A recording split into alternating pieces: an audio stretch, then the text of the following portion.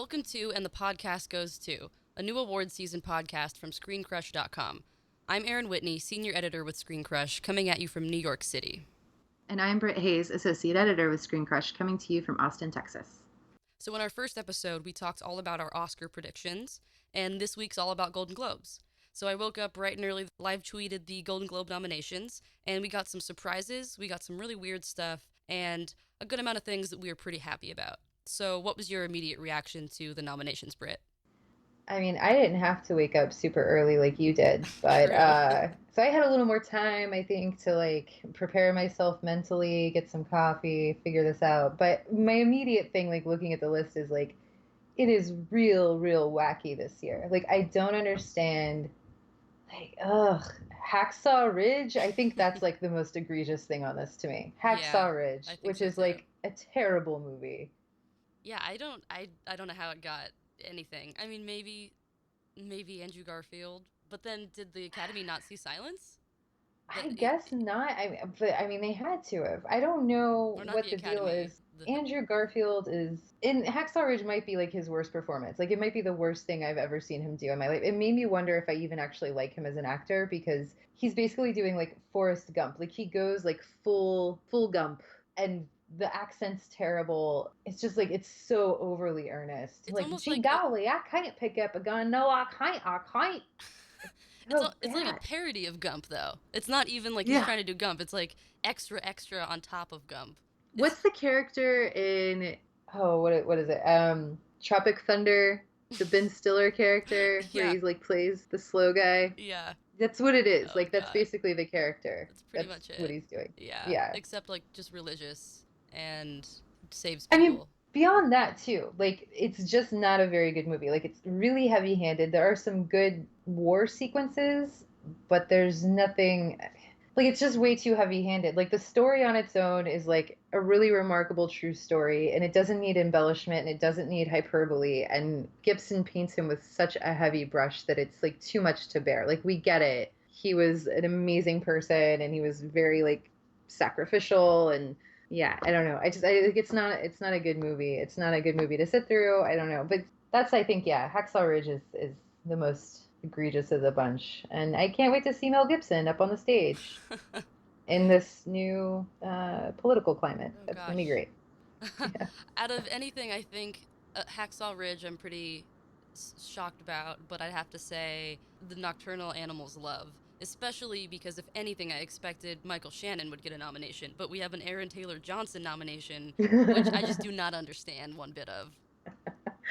I mean, we've had private conversations in our ScreenCrush chat with Matt Singer, our editor-in-chief, about how terrible Aaron Taylor Johnson is and how much we all don't really care for him. But yeah, I mean, of all the people on that cast who should get a nomination, it should have been Michael Shannon, because he puts so much into that movie that's there's so much depth to that role. And a lot of depth that doesn't feel is there on paper at all, because it could be a very simple, just character actor role. And instead he elevates it to something sort of poignant. He does. Yeah. He's the core of the humor in that film, which I don't even know if it's trying to be funny, because it's thinks it's very dark, but it's just not. I mean, if anything, I guess I can see the best director nomination for Tom Ford, because the one thing I did like about Nocturnal Animals was how it looks. I mean, it's gorgeous.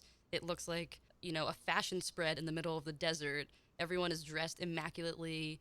I can understand that, but this year the director category is so overflowing that I don't understand how Tom Ford could get in. I mean, we didn't see a Scorsese nomination. Mel Gibson also got in for Hacksaw Ridge. We didn't see a Jeff Nichols didn't get in for Loving. Denis Villeneuve for Arrival. I mean, there's so many options, yet we get Gibson and Ford. I can accept Ford, like you were saying. I mean, the film is gorgeous, and I like Nocturnal Animals, I think, more than most of my peers. I think it does have more depth than people maybe give it credit for. Thematically, I really like what it's saying, and I like the way that he frames it. I like the way that he kind of layers these things in. I like how it's sort of sneaky. I don't know. I mean, and I would love to watch a double feature of that and The Neon Demon. I think that they both have a lot to say about superficiality. Also, yeah, I mean, why Aaron Taylor Johnson? Why not Jake Gyllenhaal for supporting? True. because I feel like he gives a better supporting performance. Like if we're gonna get down to that, it's like at least pick like the right non-Michael Shannon supporting actor from Right. that movie. The director list, I guess, is fine. I mean, there's a lot. I mean, other than Ford and other than Ford and Gibson, like I see nothing but good there. Like Chazelle, yeah, that makes sense. Jenkins, yes, great. Kenneth Lonergan, perfect. I don't know. Screenplay also, I mean, is basically the same thing except for here we have Taylor Sheridan for Hell or High Water. And I think that's another one that I take issue with Oh, really? because I'm a person like I'm sort of the opposite because like everyone really likes Hell or High Water and I don't. I think it's fine. I think it just does what it needs to do. It's enjoyable enough. Kurt Russell's great, or not Kurt Russell. Jeff Jeff Bridges. Bridges. Jeff Bridges is great. The other white bearded man.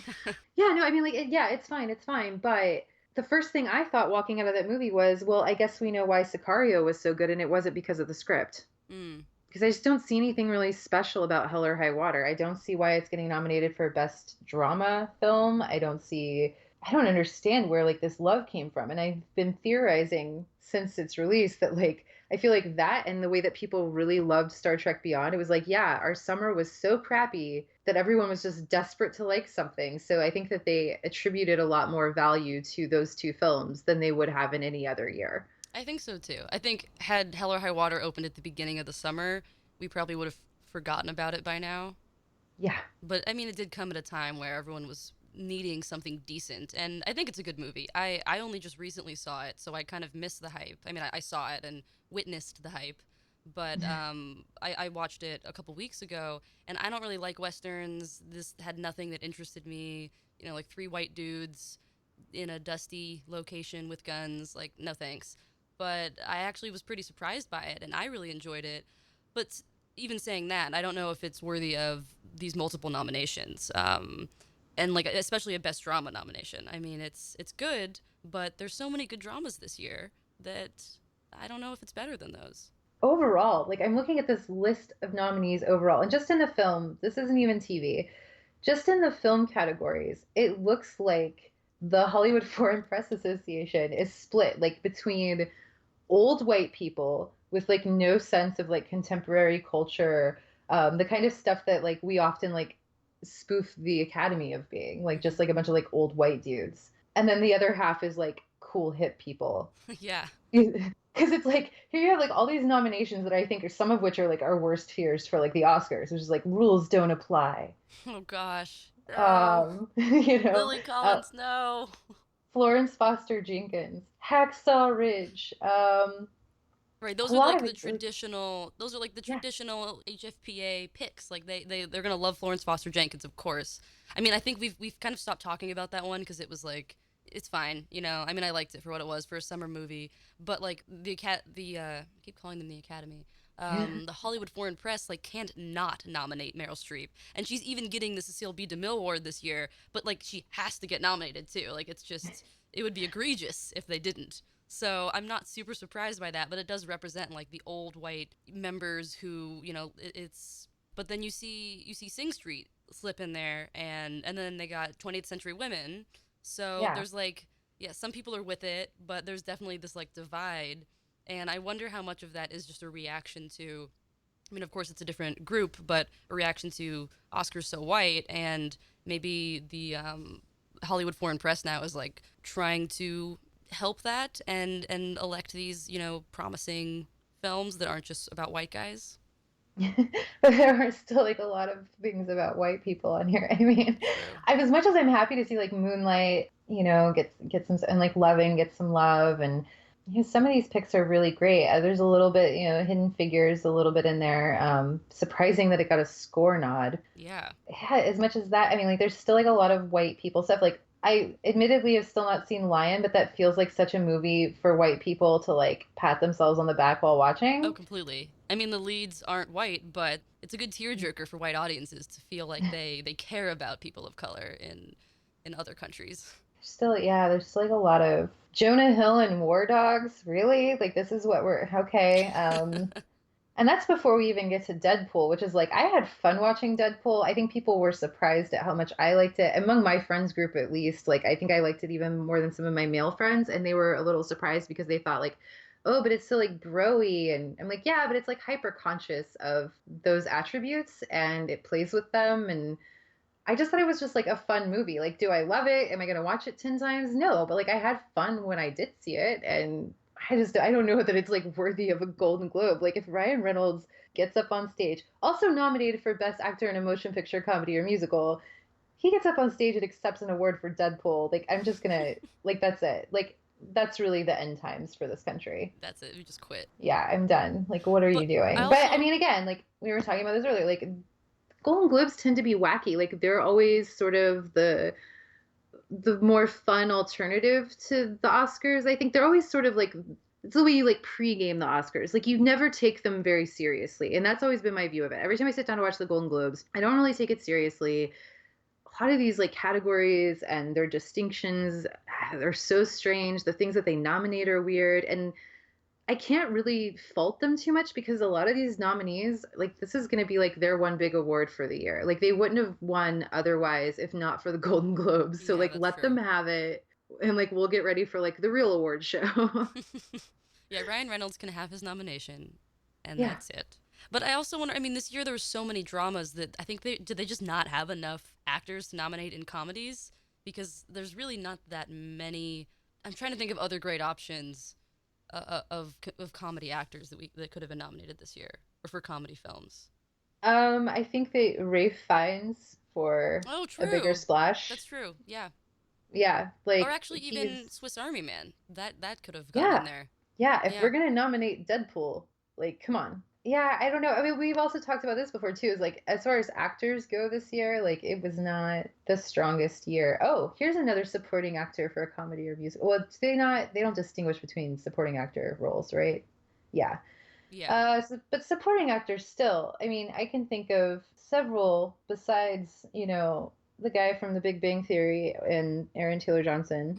Um, I did like Simon Helberg and Florence Foster, but yeah, not enough for a nomination. Not more than Michael Shannon. Not more than Stephen Henderson in Fences. I think also you could do, and this is one that I put on my ballot for our Austin Critics Award that I think maybe only one other member did. But Danny DeVito and Wiener Dog. Oh, totally. Yeah, He's the he's best part of so Wiener good. Dog. He's like him and like Ellen Burstyn, I think are incredible in that movie, and not enough people are talking about them. So yeah, like I would like to see if we're gonna get weird at the awards. Like let's actually get like genuinely weird and not like, oh haha, we saw Deadpool. I mean, at least they didn't nominate Sausage Party, which is Oh yeah, bless that. Bless the fact but that they didn't nominate it. I mean, not the movie. yeah. I think the other big egregious omission here is Mika Levy's score for Jackie, Yep. which is like one of the most vital scores I can think of in recent memory, probably since Mika Levy's score for Under the Skin. Yeah, it's so fantastic. People like to believe in fairy tales. Camelot. It's been reprinted all over the world. Maybe that's what they'll all believe now. I was listening to it grocery shopping yesterday, and it was Oh my an God. intense experience. I was listening to it on Saturday as I was giving myself a face mask and putting braids in my hair, and it made the whole scenario very Oh jarring. wow, that's intense.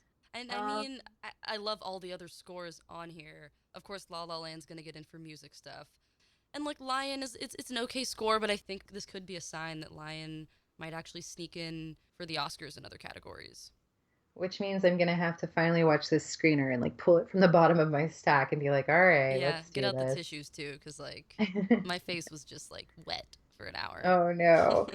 Okay, so like we've had a lot of like complaints, but I think there's also some good things in here. Like Yeah. the foreign language category is really great. I Oh still haven't yes. watched Divines, and I had a friend tell me months ago that I need to watch it. So it's in my Netflix queue. I'm gonna watch it. I haven't seen Divines or Neruda, so those Yeah. are also on my list.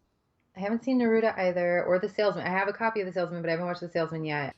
There's some other good stuff on here. Oh, I'm so happy that Colin Farrell got a nomination. Like I am Yes. so surprised, but that's probably my favorite thing on this list is that someone recognized his brilliant work. It also sort of it feels like justification for me because I put him on my ballot for best actor You did, and yeah.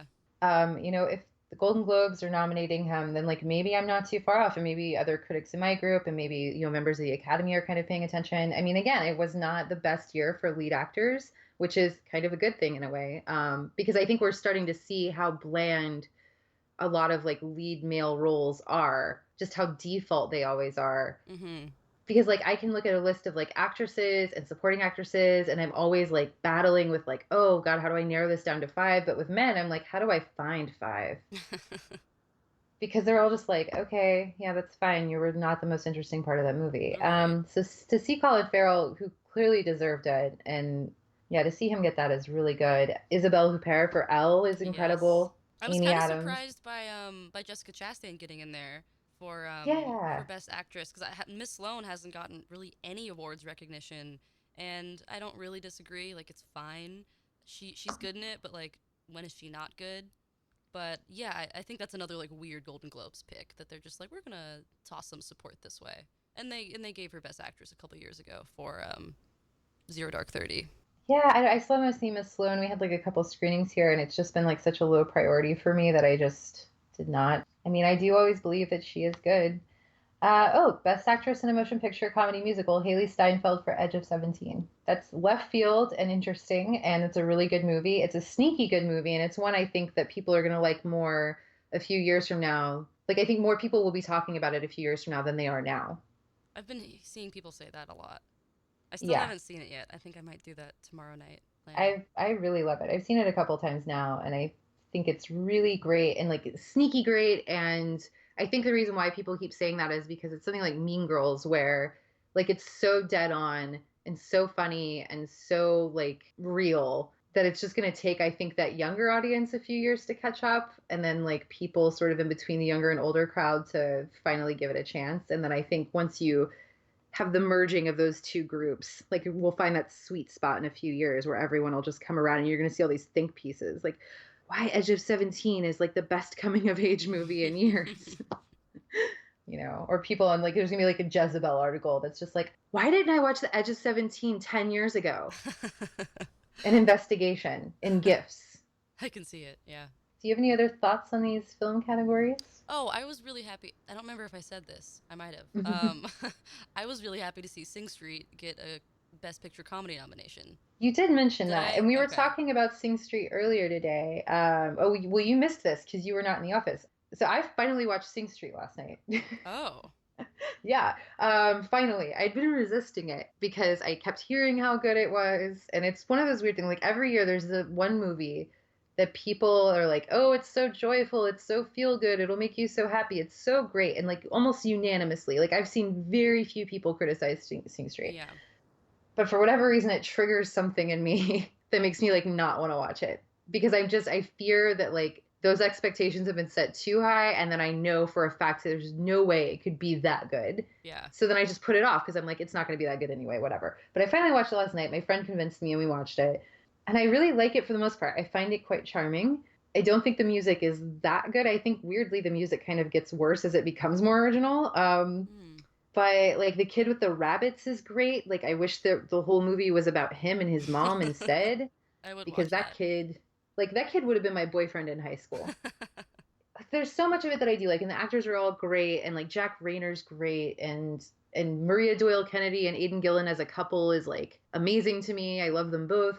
But like I had my big problem with it was the way that Rafina is written, because she's sort of weak to begin with, which you can kind of forgive because of the point of view. But then it's like, he's like the kid is like romantically like idealizing her as like his dream girl, and he has all these expectations of her in his head, and they have this talk and it's really sweet, and she's like just casually drops in that her father sexually abused her, which Oh, that's isn't right. irrelevant because of the way that like they allude to like the priest at the school abusing the boys, and it's a really like hard part of town, and it's hard time in Dublin. So I mean you get it, but it's like it's the way that that information is just casually presented, and you can understand like her motivation for being so casual about it, but narratively there's this weird like brushing off of it. And what's worse about it is that they present this as like a way to make her more interesting, not only to the audience but to the boy, because like immediately after she says this, you see him like kind of look in like this pensive look, and then cut to like smash cut to him sitting on the staircase at home, looking all dreamy and googly eyed about her. Like now all of a sudden, like she's even more interesting to him, and he like loves her even more because of this. I hadn't And I caught kind of that. hate it. That's a good criticism. Yeah, I feel like I need to revisit it because I don't remember that from when I first saw it, which was in like January. Yeah, Matt and It's I been a argued minute. about it earlier. He was defending that choice, and I was like, I just really hate that choice in most things. Like just making a character more interesting because she was raped. Like I Mm-hmm. hate that.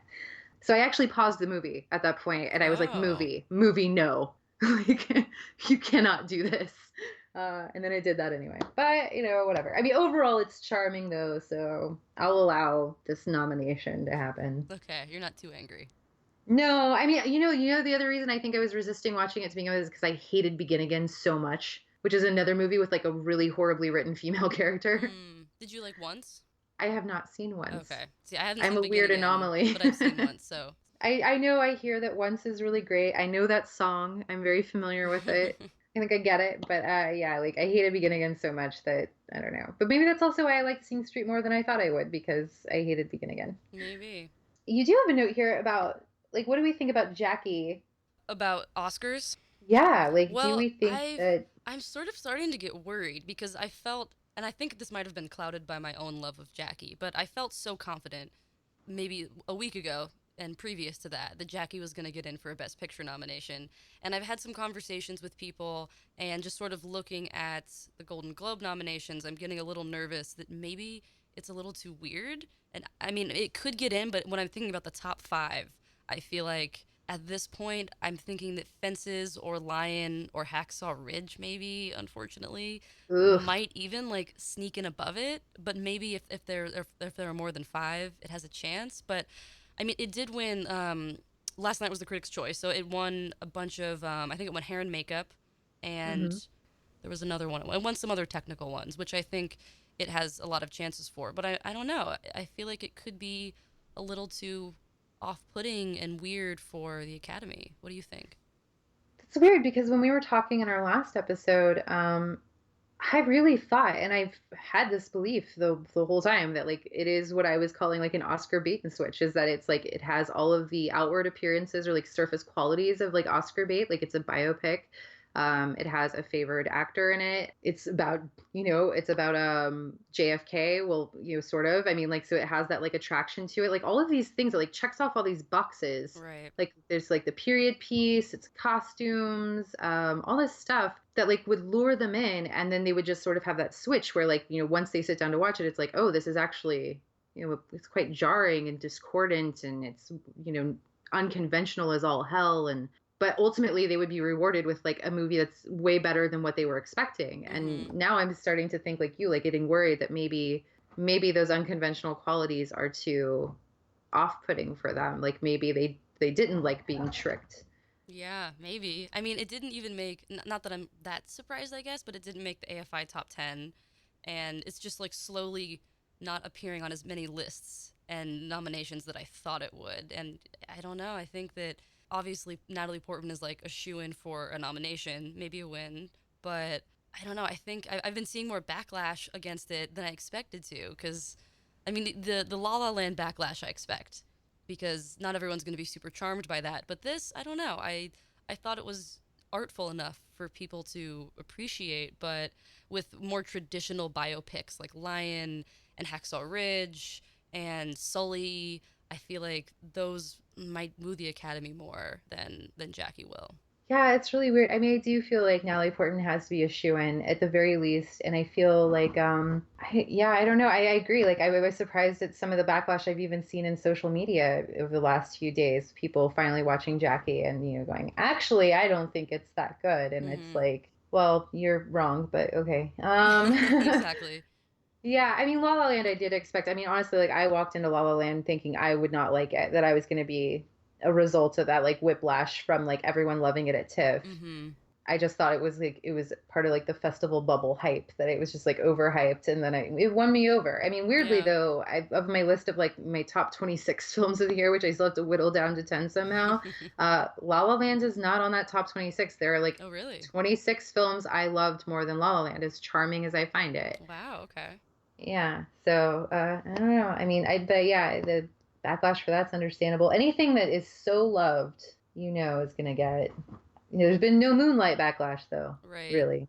And I guess I it's mean, good to clarify that, like, I feel like we're talking about this backlash, and most people are probably like, what backlash? Because it's very, like, film Twitter based. But if you look at mhm, the awards, like, clearly La La Land is still sweeping everything. So, yeah. as far as guilds go and Hollywood Foreign Press and the Critics' Choice, like, La La Land's still on top. I'm still pretty certain it's going to win Best Picture. But when we say, yeah, I just want to clarify backlash because I feel like that's just, like, our own little circle of film Twitter people. Yeah, we live in the film Twitter bubble. So let's go look at television. There are some surprises. Stranger Things, as like, I mean, that's something that's like so loved. I mean, and really divisive because either you love or you hate that show. True. But it did become like super popular. I mean, like spawned memes. Like Barb has become like a cultural icon, even though she's like barely in the show. And uh, and it feels like this is a selection that reflects like popular opinion. Yeah. And I think the Hollywood Foreign Press also really loves to recognize new TV shows every year. Right. Unlike the Emmys, which is like stuck in their stupid habit of giving Modern Family nominations every year. Like the Golden Globes Ugh. likes to try new things, and this year you see almost everything of the dramas is new. Beyond Game of Thrones, there's The Crown and Stranger Things, and This Is Us and Westworld, which is pretty crazy that a lot of things that got it last year. Like Mr. Robot won last year. He won Yeah, drama, Mr. yeah. Robot and Rami Malek And one. right, he's still nominated for actor, but they do really love to just like give the new guy a nomination.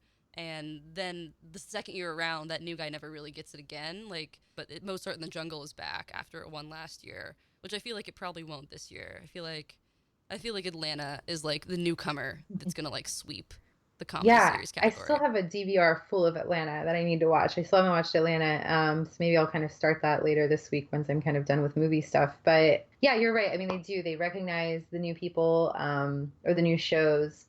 I just kind of wonder, like, what's going to be the new Mad Men? Like, what's the thing that's going to get consistent nominations and then just be consistently snubbed just over and over I don't again? know. Is there anything? Because Game of Thrones is like holding the crown, but we only have 2 more years of that. So what's Yeah, like next up that's the next best prestigious drama? yeah, I don't I know. used I I used mean, to think there's got Better to Call be. Saul, but that didn't get a drama nomination. Maybe I mean the underappreciated drama is always The Americans. So maybe Right. eventually that'll find its way in and get some more praise. I want to know who the hell is watching Ray Donovan? Is I it I like didn't even know that show was dads? still on. Yeah, like, well, I mean, I only knew, I think, that it was still on because it keeps getting nominated every Yeah. year. I don't know, like, um, or maybe just because, like, every time I see Liev Schreiber, I'm like, oh, yeah, I guess you're on that show. Yeah, like, who's watching Ray Donovan? Who's watching this Goliath show, which I think is just like Bad Santa, but like Bad Judge. I hear a lot about, I guess, like Outlander has its like own group of fans, so I guess that's a thing. I mean, I've seen things about it on Tumblr, so it's popular enough, I think. Yeah, don't want to piss Um, off those fans. That's for sure. Happy to see Winona Ryder nominated, as always. Hmm. Winona forever. And Evan Rachel Wood. Yes, who is incredible. Yeah. I love that the women of Westworld got nominated. Thandie Newton and Evan Rachel Wood. I'm pretty happy about that. I am too. I think, I mean, it sucks that Anthony Hopkins was snubbed. Like, he is Yeah. so good. I saw someone tweet a couple weeks ago. I can't remember who it was, but just like in passing, I saw this on Twitter that somebody was tweeting, like, Anthony Hopkins has never been a good actor. He's just been skating by on like one like fluke good role in like Silence of the Lambs. And I was like, wait, what? Like, I can see that argument about like so many other actors, like Johnny Depp or like anyone else. I don't know. But like, no, Anthony Hopkins is good. Just because he's like made some not good movies doesn't mean he's not good. Someone must have a Anthony Hopkins grudge because that doesn't make any sense. Not all of his movies have been great, but has there been one like terrible Anthony Hopkins movie that is scarring? I can't think of one. I mean, there was that one with Ryan Gosling that I watched years ago. Oh, I don't remember what it was called. It's like a weird like thriller. I don't know, but it wasn't that bad though. I mean, like they were both good in it. So what is great? Okay, so Nick Nolte has a nomination for Best Actor in a Television Comedy for a show called Graves that I've never heard of. I first heard of it this morning. Although I've been a bit behind on TV, so I'll admit that. But I don't even know what network this is on. Yeah, we should Let's look find that up out. so we can be informed. And yeah, it's It's weird. Like, I on don't. Epix. Oh, okay. Well, maybe that's why nobody's ever really heard of it Yeah, because I don't know I who don't has know Epix, anyone but who has an Epix good for them subscription. though. Congrats, Epix. Yeah, good job, Epix. Yeah, that's so strange. I mean, like, but can you really be blamed these days for not knowing about a TV show? I mean, there there's like an overwhelming amount of television and good television, and it's really hard to choose. I mean, there's so many shows I still haven't watched because it's just really hard to keep up with TV. It is, yeah.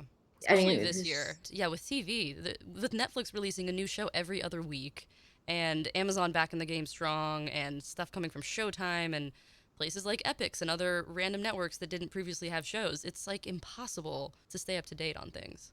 like, yeah, there's another one I didn't know. Charlotte Rampling is on a television show called London Spy, which sounds like something I would love to Oh watch. yeah, it's Ben Wishaw. Oh my God. Yeah, I haven't seen Okay. it, but I'm intrigued to watch it because it's Ben Wishaw. That sounds great. I mean, there's some good stuff in there too. Riley Keough, I don't know how you say her last name. Oh, Riley Keough. Keough. Yeah, Thank she's you. pretty good in Girlfriend Experience. I still haven't watched it and I need to. I really love Amy Seimetz. I really love the Yes. girlfriend experience. And Shane Carruth does the score for a couple episodes, Ugh, I love him. so it's worth it for that. Sarah Paulson for People versus OJ. Of course.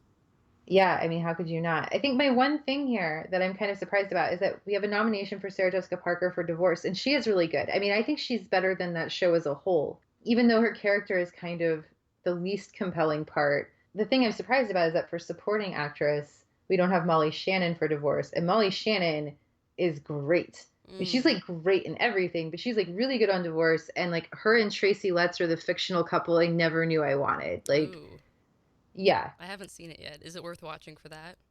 yeah, and it's pretty breezy to get through. It's the same creator of oh, what's that show? Oh, Sharon Horgan, who does Catastrophe. Oh, I haven't watched that either. Neither have I, but it makes me want to watch Catastrophe, and I hear Catastrophe is really good. But yeah, so Sarah Jessica Parker, I really like that nomination. Julia Louis-Dreyfus for Veep. How could you not? And Issa Issa Rae. Rae is awesome. Yeah, I love Insecure. so do I. I was a little behind. I still haven't finished it yet, so no spoilers. Oh my God. You have to finish it so we can talk about the last episode and Everyone like keeps saying what it that. has in common with a film that has been nominated. Oh wow. Okay, okay. I Yeah, got some it homework. is. It is just impactful. I will use that word, impactful. So I won't say like positive or negative craziness, but just like impactful. Okay, got it.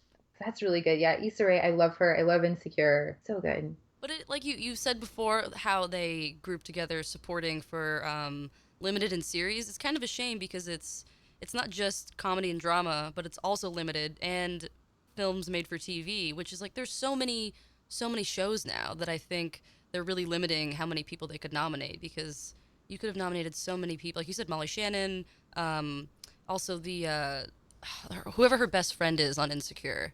Issa Rae's best Oh friend. I yeah, forget her she's so name, but good she's too. great. So there's just so many people that it's kind of. I mean, there's so many awards anyway. This is like the longest award show ever every year. But Yeah, I was just thinking that looking at the list. already It's just dreading like, that Sunday night where we're up till 2 oh my God. a.m. Well, you guys will be up till 2 Oh yeah, a.m. you get it out a little bit early. I will be probably maybe watching half of this and then not watching anything. The Oscars are like my one night every year. That's the night that like it's like my yearly, it's like my Super Bowl. And I know, and here's the thing, is because like I know that it doesn't matter ultimately, that this is like all like silly.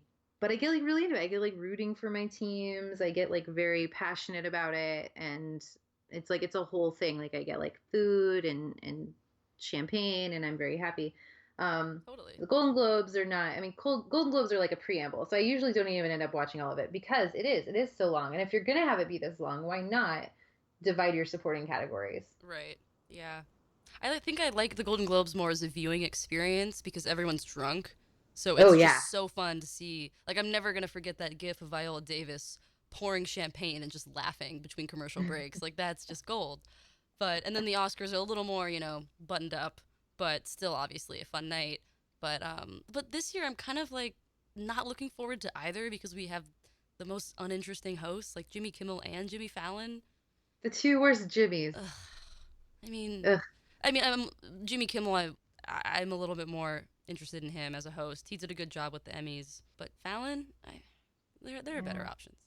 Let's get I mean, Tina and Fallon's Amy just gonna back. be like laughing through the whole thing anyway, Yeah. or turning everything into a song. And oh, that's like the worst part for me. I hate the musical aspects. Like I just kind of hate like anytime SNL opens with a musical number, and anytime you have like the musical numbers in like the Oscars and Golden Globes, it's just like no, just Just I skip it. can't. Some of these are still good. The supporting nominations are still Sterling K. Brown for The People versus OJ and John Travolta, Oh yeah. which is like, yeah, I mean, to be fair, it is the best thing he's done in years, and I was surprised at how good he was because you looked we that first photo we saw of him as Shapiro as Robert Shapiro looked like, oh god, like here we go, like peak Travolta, just this is just gonna be nutty. And it's no, like I mean there is a silliness to the way that he speaks and stuff, but not nearly as like wacky as I kind of thought he was gonna be. Yeah, I think that was one of the most surprising performances in that show. I mean, you know Sarah Paulson's going to be great, Mm. and Sterling K. Brown, and pretty much everyone else. But yeah, but that photo, that original photo, will live on the internet and Yeah. internet memes till the end of time. Best limited series, Night Manager, The Night of. I'm happy to see The Night of on here so much. John Turturro, Riz Ahmed.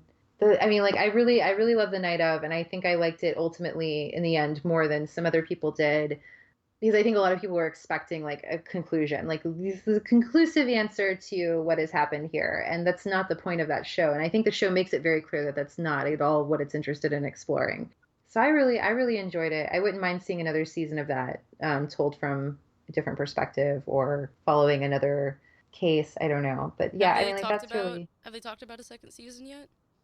I still think it's like a possibility, but nobody's confirmed anything. Like there's nothing concrete. I think it's Mm. like they've considered the possibility of doing a second season, but it would not follow the same characters. Like it would follow, I think, overall like the same like legal system. So like you could still have John Turturro, but you would have like a different case, or you could like follow like another detective or something, but all sort of in that same jurisdiction. Mm-hmm. I guess I should probably watch This Is Us since Oh everyone yeah. seems to like it. That's like the new Parenthood or something. Right. Mandy Moore has a Golden Globe nomination. That's bananas. Never did I think when I was watching her video for Candy that she would someday be nominated for a Golden Globe, and here we are. Here we are. Olivia Colman for The Night Manager, which is another reason that I should watch The Night Manager because I Right. love her so much. This is just a list of things we need to catch up on before January. That's really all it is. Yeah. It's just like, here are a bunch of things you haven't been watching. Like, I guess I should finally watch Mozart in the Jungle because I keep Mm, hearing that I would really like it. actually, I shouldn't say anything. I've only seen the pilot, and I shouldn't criticize something after that. I love Gil Garcia Bernal, but Yeah. I don't know. Who doesn't? Good to see Transparent on here, but Transparent only has a nomination for Best Television Comedy. There's no other Oh, and nominations for Jeffrey that. Tambor. Oh, okay. Yeah. Well, Which, like, yeah. technically, this season, Jeffrey Tambor is good. He's always Mhm. good. But this season, well, this is for season 3, right? Because I know the Emmys gets weird with it because it came out Yeah. at a funky time this year. Yeah, I don't know. I think that I'm not exactly sure what season this is for, It but would I make do feel sense if like it was either for. way, why isn't Judith Light getting nominated for Transparent like ever? Seriously. Like, if she doesn't get an Emmy nomination next year, I'm going to lose it. Oh yeah. No, she's incredible. Like she makes me feel like weirdly protective of her and not at the same time. Like I know that she can take care of herself, but it gives me this feeling where like I just want to live my life to make Judith Light happy. Like I just never want to make her sad. Because watching her sad on this show like just kills me. It's heartbreaking. I know. So it's not. I don't know if it's necessarily like a feeling of like protectiveness, just that like I want to do everything in my power for the rest of my life, even if I never meet Judith Light, to make sure that she's never sad because of me. You're just the Judith Light advocate. I met Judith Light in a bathroom once, Oh my god. and I didn't know what to say, so I just told her how much I loved her judge in SVU. And she was very pleased. And I almost like went in a little too far and was going to talk about the episode where her judge sits on a syringe and then has to get rushed to the ER because it's really intense. But I didn't want to expose myself as too much of an SVU fan. But But Wow. she was very lovely and like appreciated my compliment. I don't really know how else you're supposed to react to like fans when they come up to you. I always find it weird. Like I usually don't want to talk to someone unless like we have a mutual friend who's present. Mm-hmm. Then it's like, oh, okay, well they'll introduce me. Like I sort of did that at Fantastic Fest with like Aya Cash from You're the Worst because like I'm friendly with Ryan Johnson and she was there with Ryan because one of the writers of the show is dating one of my friends. Like it's a whole like weird thing. And like he's friends with Ryan Johnson. So like it was a whole thing. But I was like kind of like just nudging them to like introduce me to Aya. Like I don't wanna just like go up and like fangirl out on her. In my experience though, like those people like actors typically are like very kind and just like thank you. But then I also find it weird to like go up to them and just be like, hi, I really love your work. I'm such a fan. And it's like, Yeah. did they need to know that I'm a fan specifically? Like, what is that doing for them? Like, what am I doing for them? I'm doing this for me. Yeah, exactly. I rarely do it. It was an event for Transparent, so I felt like it was appropriate to approach her. Yeah, no, that makes sense. I did the I did the like at South by last year or this past year, sort of kept like getting egged on by like Joanna Robinson and Christy Simons Puchko to like we were at this bar and Lynn Shay was there. And she was there with oh God, what's his name from The Leftovers? The hug kid. Oh, the son. Yeah, the Oh, son. I don't know his name, but yeah. Mm-hmm. I can't remember his name right now, but he was there, and I guess because they were in a very small movie together, but they were like together. It was the weirdest pairing, and then like we were all talking about Lynn Shay, and like I was like, I love Lynn Shay, and everyone was like, just like saying like, oh, there's something about Mary, and I'm like, that is not the only thing Lynn Shay has ever done. This is like beloved character actress Lynn Shay, and so they were like, you should go say hi, and then like we were also talking about the guy from The Leftovers was there, and they're like, you should get a hug from him. Like ask him to give you a hug, and I had had a couple of drinks that were purchased for me. Oh so my God, did you do it? I did. I walked over and I said I ignored him at first. I spoke to Lynn Shay, and she was so surprised that someone knew who she was. Like it was the most earnest response. Like it was completely genuine. Like she just apparently does not get a lot of people coming up to her and saying like, "Oh my God, I love your work," because like I guess she is the epitome of like a real good character actress, and that like people just don't really know her name or recognize her that much, even though she's been in a billion things. So she was very kind, and then the guy next to her was just like the actor was just like, oh, so you're just gonna like ignore me? And he was like acting like very hurt, and I was like, no, because I was going to say that I also enjoy your work in The Leftovers, and we were just talking about how I should come over here and ask you for a hug to hug my pain away, and he hugged me. And he was very kind. Did your pain go away? I don't think I had any that day, so I think it was like null, like there was no. Okay. But yeah, so if you go up to that guy and you ask him to hug your pain away, he will do it happily, Okay. and yeah, he'll Good be to very know. charming about it.